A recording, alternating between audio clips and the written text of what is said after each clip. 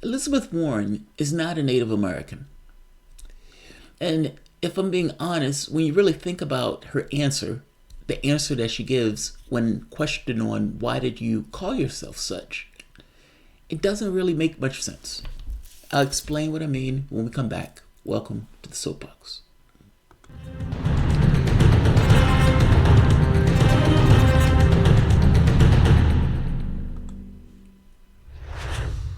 My name is Jamarl Thomas. Welcome to the Progressive Soapbox. And like I said, I want to have a conversation about Elizabeth Warren. This is not going to be a long video, so if you see the kind of beep in the notification, hopefully you get a notification. And maybe be gone by the time you get here. Elizabeth Warren has just come off a disastrous interview on The Breakfast Club. Why was it disastrous? It was disastrous because they asked her the Native American question. Why did you call yourself a Native American? And her answer was not that good of an answer. The more my wife and I talked about this, the more I came down on the side of how bad the answer was. First, let me show you the conversation so you're not in the dark what I'm talking about. And next, I want to explain why this is such a bad answer. I mean, right off the bat, the optics of it look bad by itself, but just the logic of it doesn't fully make sense. But let's hear out. The opportunity to speak on these things. The Native American thing. Do you regret taking the DNA test? Look, I can't go back, but... You got to explain to a lot of people that don't know. Now, you came out and said that you were Native American. And, long ago. And they found out that you weren't. And people were very upset. It wasn't long ago. If it was that long ago, you wouldn't be talking about it. This was rather recent, but she's doing what she got to do. Hear out. I love that sweater, by the way. Let's just keep going. Said about that. This ain't for the people who don't know. No, but a lot of people don't have that much time. Because we're putting people up to her as well. So go ahead. So I grew up in Oklahoma. I learned about my family the same way most people learn about their family, from my mama and my daddy and my aunts and my uncles. And it's what I believe.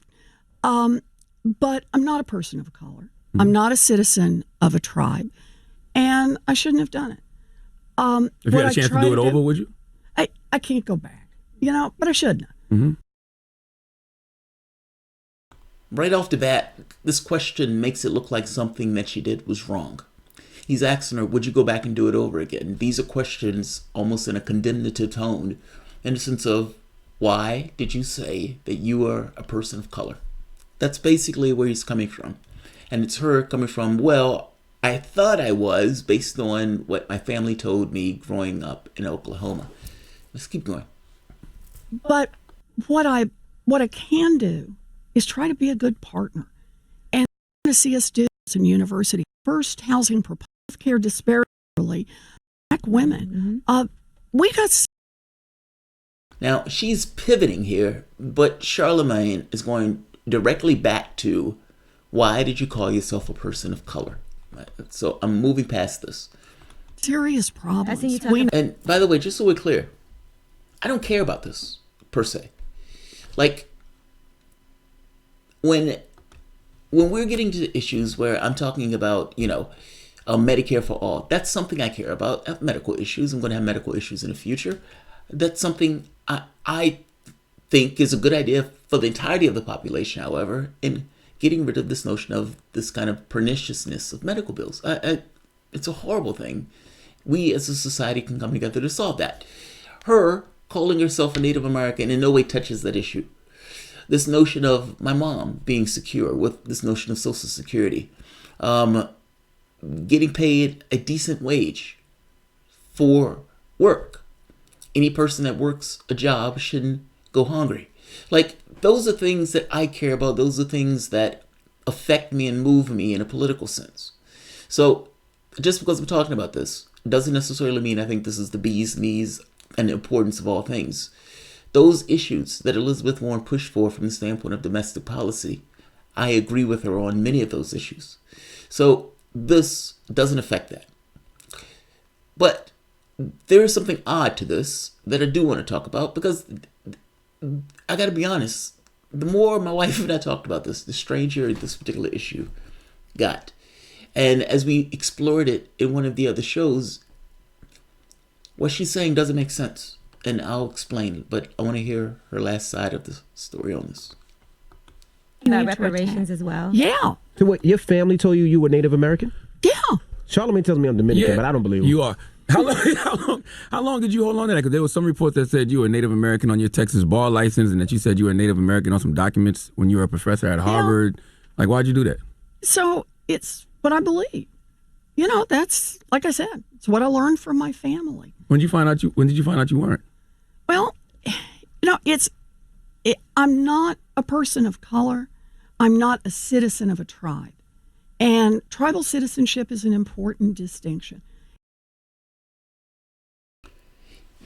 He calls her, "You're the first Rachel Dolezal." Rachel Dolezal is that woman who thought she was a black woman, or kept telling people that she was a black woman. He's making this point that, look, you're calling yourself a Native American. Now, I gave her the benefit of the doubt when I was on my show and we were talking about this. But Charlamagne is making a good point here. And I don't think he's being... Initially, I thought he was like, okay, he's dwelling on small things. But he does have a really good point here. My subscribers... One of my subscribers... Kennedy Simoletti sent me this.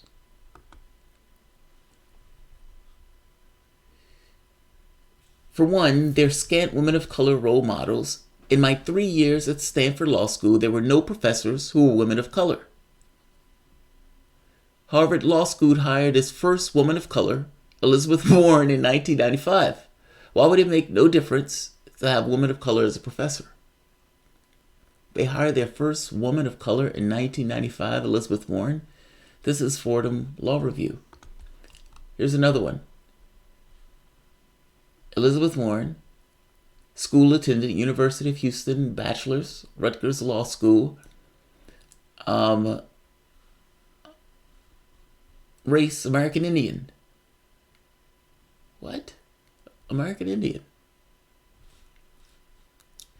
The reason why I say this is problematic for Elizabeth Warren, and this doesn't fully make sense, is because it does reek a little bit of dishonest. My grandfather is Native American. I've said it on more than one occasion. There are attributes, physical attributes, that are associated with Native Americans that are in our family in spades. But this is not one of those things where the physical attributes are the end-all be-all in regards to proving lineage. He knew his grandfather. We knew our family tree. We could plot our family tree. In fact, my mom has gone through and plotted our family tree. He was totally aware that his grandfather was a full-blooded Cherokee. So he knew what he was in this regard. All of us knew. So there wasn't any doubt. There wasn't any, questioning. It wasn't a random person said X. We could look him in the face and tell what he was. None of us identified as Native American. All of us identified as African American. That's all we knew ourselves to be. There was no situation where we put African American and Native American on driver's license or any of those things, because that's not the way we saw ourselves. Our race in this case was firmly in the camp of being black, because that's all we knew ourselves to be. It was only recently, maybe for the last year or two, where I started really looking into it, becoming more interested in this other side of us that we pay no attention to. I think by the, genetics, 1/8 or something, whatever that number is.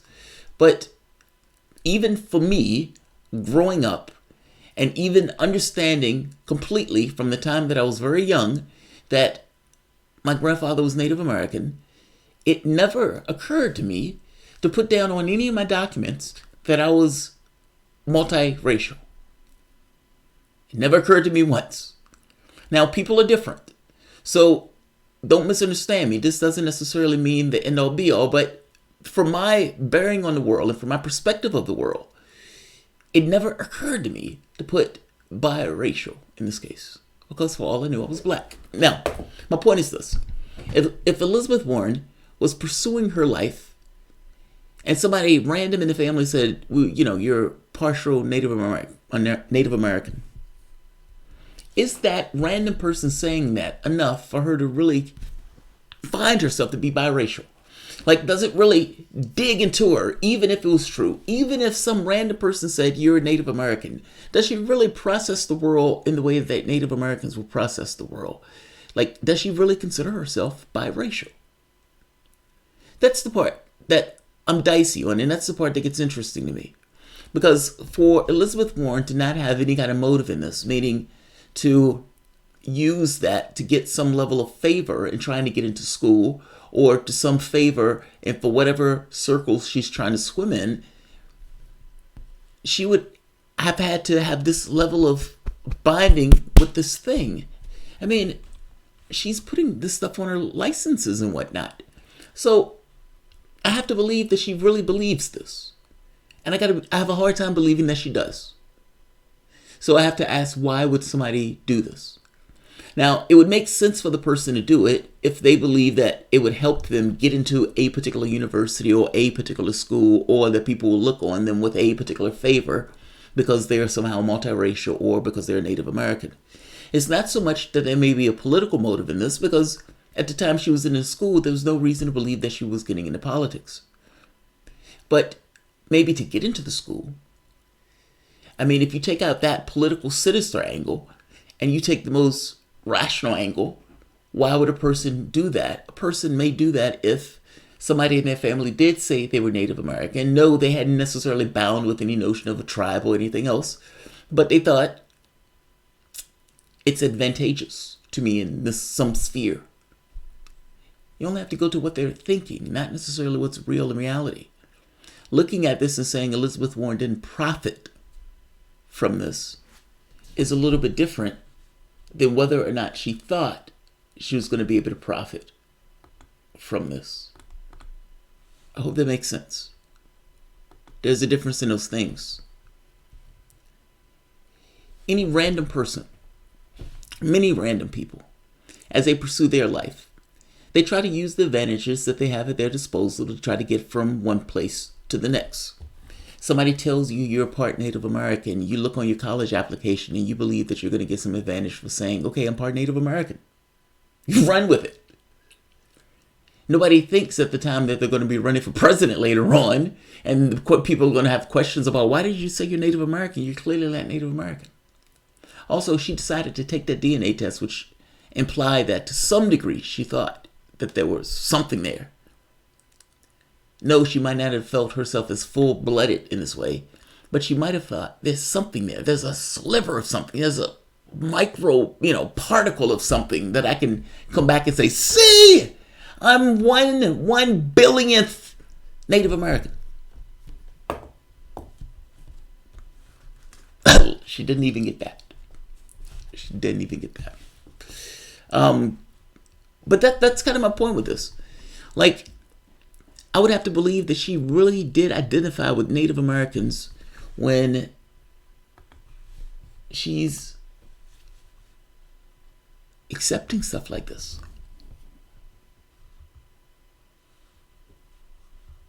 American Indian. This was something she did. Fordham Law Review. She had to tell somebody because they thought that she was the first woman of color that Harvard hired. Everybody thought she was a woman of color. Native American. This doesn't even sound like mixture, just Native American. All right. I just think, personally, I just think that's extraordinary.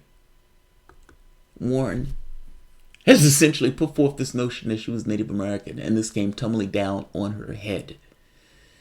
Whatever she thought she was going to get out of telling people she was Native American, this is coming back to bite her in the ass. And yeah, it doesn't sound like she really has a good answer for this question. I'll leave this here. I don't want this one to be too long.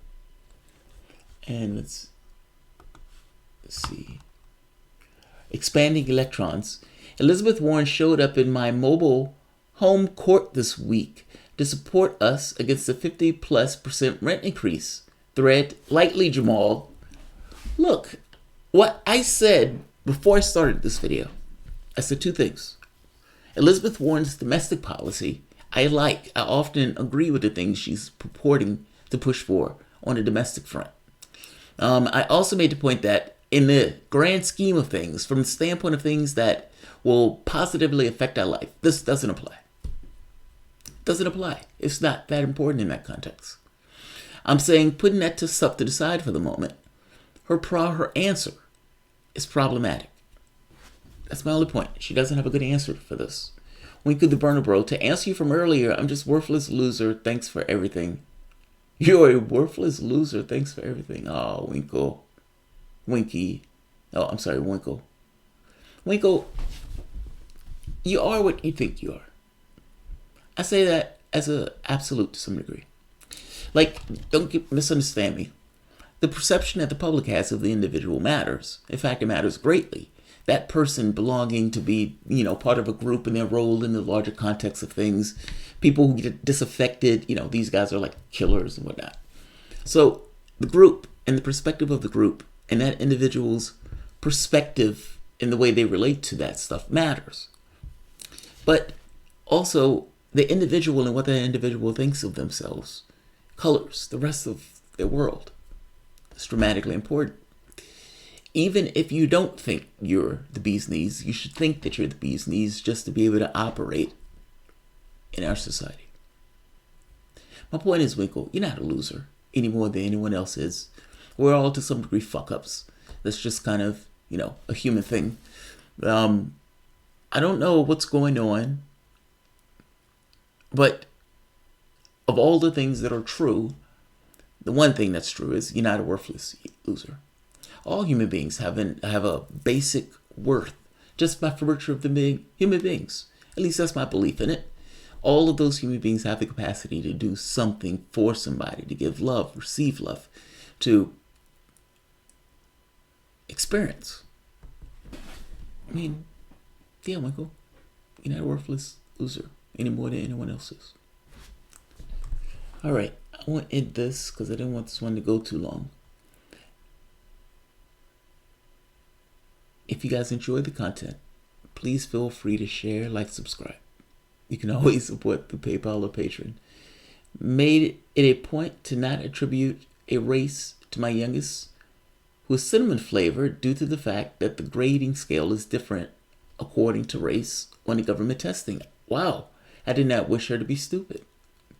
Expanding electrons, Jamal, that was impressive. You answered both of my questions with one answer. Thank you, Expanding Electrons. I try my best. I try my best. All right, let's see. And that one is a content issues being detected. What? All right.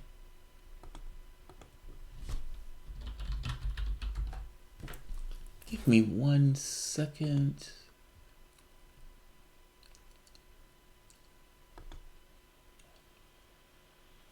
Come on.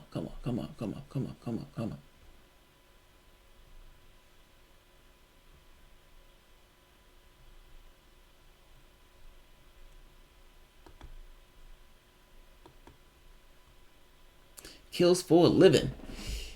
When call-in stream, I want to call in and tell you how wrong you are. Elizabeth Warren has no shot. People will never forgive her for not endorsing Bernie in 2016.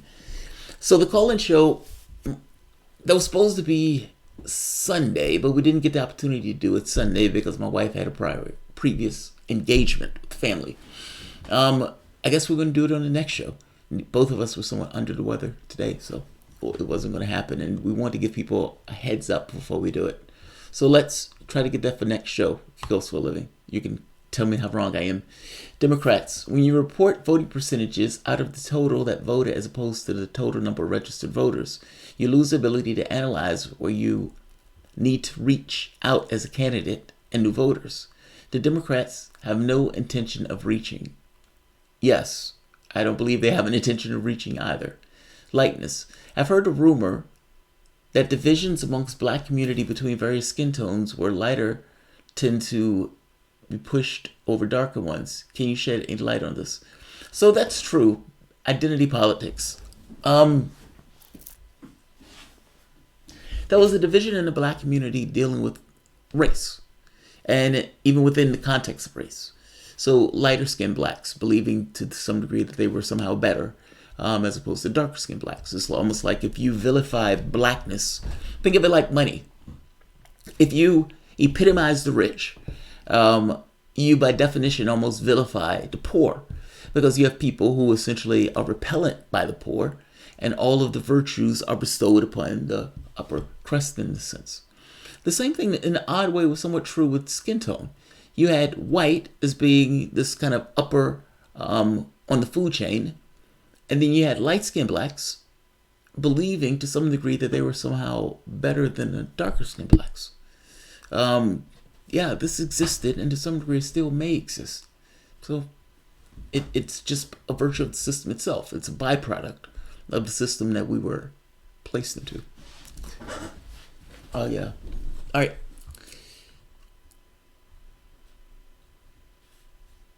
Identity. Milking her claim heritage for identity political points. Sound plausible? Well, it sounds plausible now. But again, when she was going to school at the time, did she really believe that she was going to be in a political space? If not, then there had to be another reason that she was deciding to go with this notion of being, Native American. I honestly believe it probably had more to do with her believing that there may be some advantage within the standpoint of school, or in the standpoint of a certain, degree of publicity. But again, I don't know if she knew she was going to get that publicity as she was going about her affairs. She definitely started to get it as she got more political. And the moment that you start using that as one of your political virtues, people start questioning that political virtue. All right, I'm going to end this here. If you guys enjoy the content, please feel free to share, like, subscribe. You can always support through PayPal or Patreon. Thanks all.